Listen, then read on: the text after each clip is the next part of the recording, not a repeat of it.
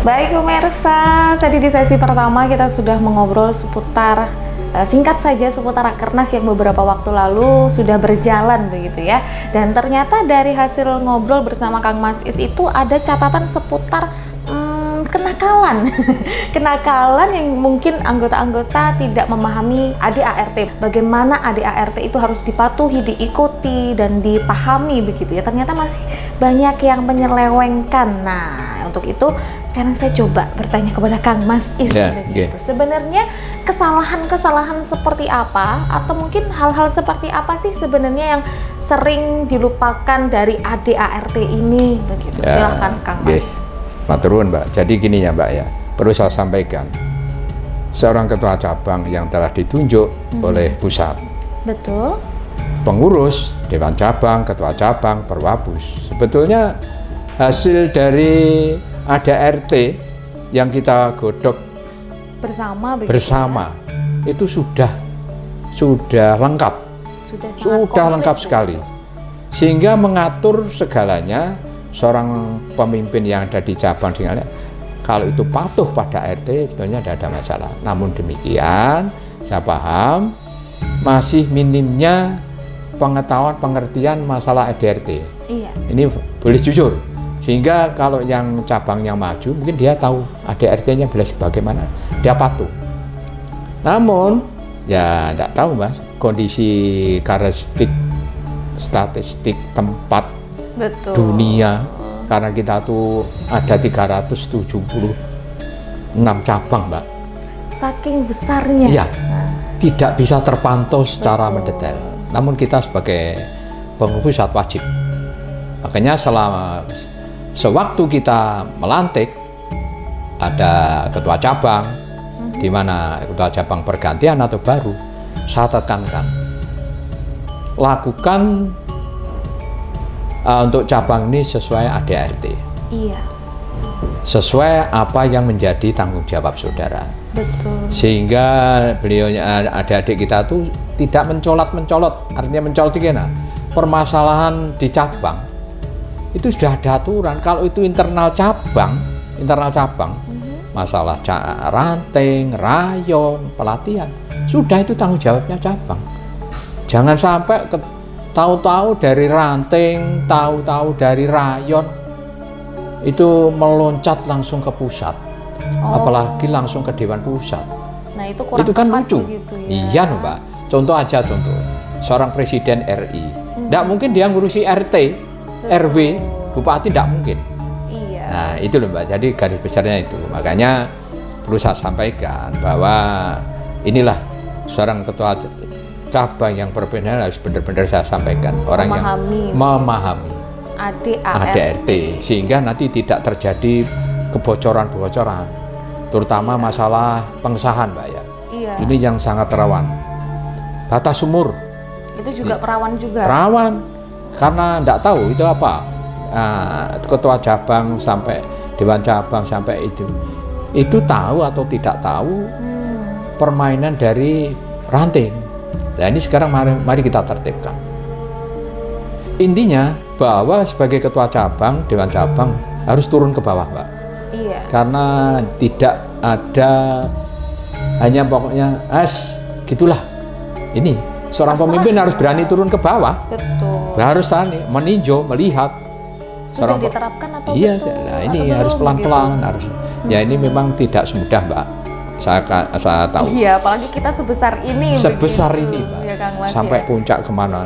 Insya Allah yang cabang yang lain itu sudah saya lihat dengan kemajuan cabangnya yang bagus, karena dia tertib ADART-nya, tertib dalam administrasi ini, sehingga contoh penyeludupan pengesahan, perpindahan siswa antar ranting maupun cabang itu juga menjadi masalah. Di masalah besar.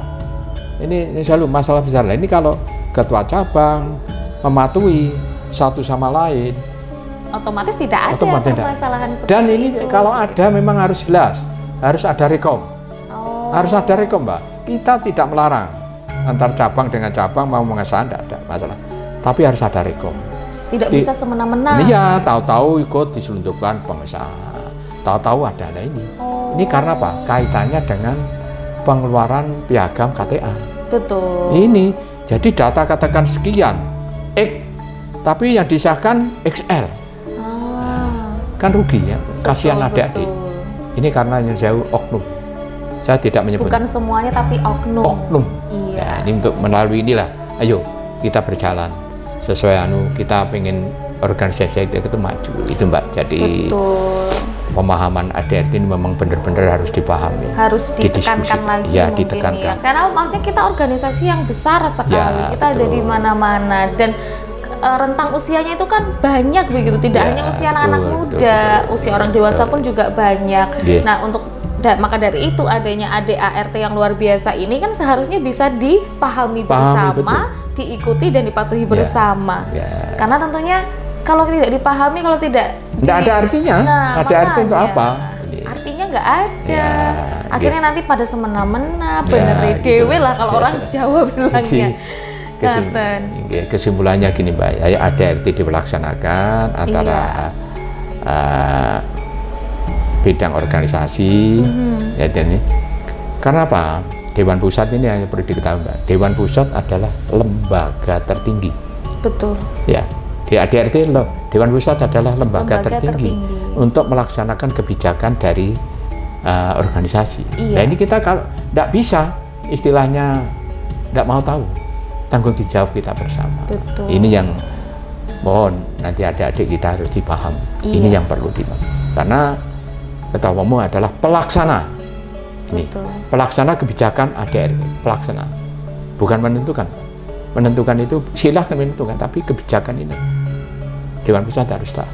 Betul. Itu Mbak, bentar. Itu mungkin yang bisa Iya, ini ngobrol-ngobrolnya seputar organisasi seperti itu. Yang paling utama adalah mematuhi dan memahami ADART itu seperti apa. Nah, kalau mungkin sekarang kita beralih ke teknik latihan mungkin begitu ya, Kak Mas Is ya. Karena kan seiring dengan perkembangan zaman, apakah mungkin metode latihan ada yang berubah ataukah penyampaian materi latihannya ada yang berubah?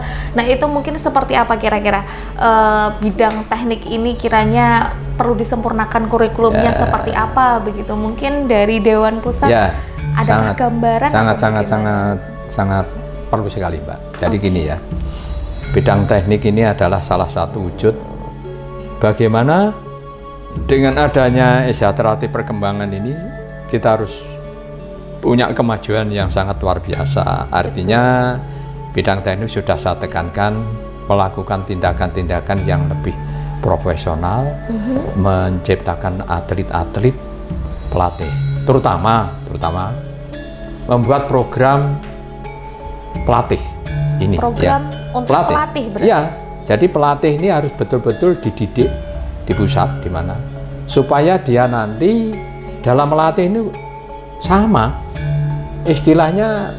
Kalau dosen, guru, dia tuh punya pengetahuan yang cukup. Betul.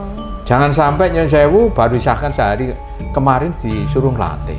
Nah, pengetahuan dari mana? Kurang tepat. Makanya memang insya Allah ini pembinaan teknik ini karena untuk mencapai bidang yang sangat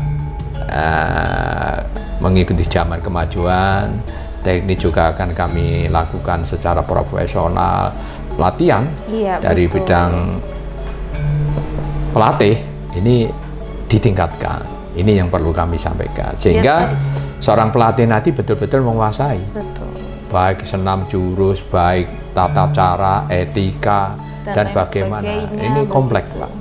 Ini sangat kompleks. Mungkin itu penyempurnaannya dengan pelatihan-pelatihan. Iya, diadakan semacam pelatihan terus. Jadi kita tidak bisa. Memang ya cukup besar ini kita harus telaten Mbak. Jadi tidak bisa semena-mena sekali, dua kali tidak bisa. Betul. Apalagi teknik. Teknik ini harus banyak bertemu, banyak berdiskusi, banyak apa sehingga kemajuan. Kolaborasi. Kalau perlu seorang pelatih yang akan mencetak atlet-atlet yang handal ini mendatangkan seorang pelatih atau tokoh pesilat yang handal sebagai contoh begitu. Contoh ya, mendatangkan seorang dari perguruan apa, menambah ilmu. Oh iya, menambah wawasan. Iya, wawasan. Seperti juara-juara tinju itu. Kenapa? Karena dia sering mengadakan pelatihan. Ini yang harus sehingga tidak monoton.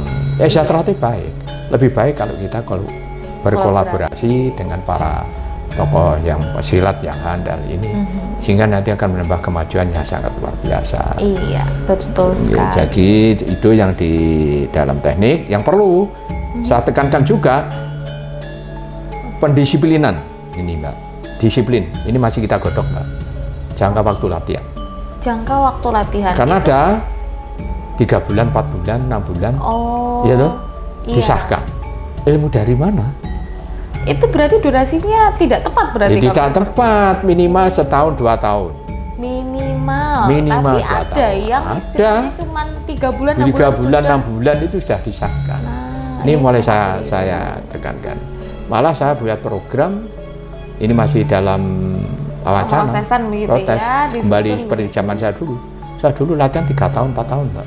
Baru bisa disahkan. Tidak segampang sekarang. Tidak segampang itu latihan itu. Ini kami masih dalam godok. Dewan Pusat hanya memberikan masukan, belum merupakan kepastian. Betul. Nanti apa kita koordinasi. Keputusannya seperti apa? Ini kita harus kita sesuaikan. Tidak semata-mata saya selaku Ketua Dewan Pusat menentukan, tidak. Nggak saklek lah. Ya, nggak saklek. Itu juga peningkatan keselamatan dalam latihan. Untuk siswa, putri, remaja, dan dewasa harus terpisah. Jadi gini, dulu dalam waktu latihan saya, terkembangan ini, latihan untuk anak-anak, remaja, dewasa, laki-laki, perempuan, dicampur, dipisah Mbak. Oh, dipisah. Selama ini kan dijadikan satu. Oh iya. Makanya nanti saya instruksikan untuk dikembalikan lagi, untuk dipisah begitu ya? Karena ya kita jaga semacam kredibilitas seorang ibu perempuan. Betul. Kalau latihan pulang sampai jam 2 malam, 3 malam itu kan tidak baik. Iya. Makanya saya kembalikan latihannya harus minggu. Bebas. Jadi sudah untuk menghindari hal-hal yang tidak baik. Itu Mbak ya. Jadi kita kembalikan. Saya punya prinsip kembali ke jati diri. Ya sinilah kembali ke jati diri. Sejahtera berkembang baik, tapi organisasi baik, watak sifat perguruan juga berjalan dengan baik, etika dan segala hal. Nah ini butuh waktu. Butuh ini dari cabang yang Mama Maya di ART ini kita mulai, ayo kita garap.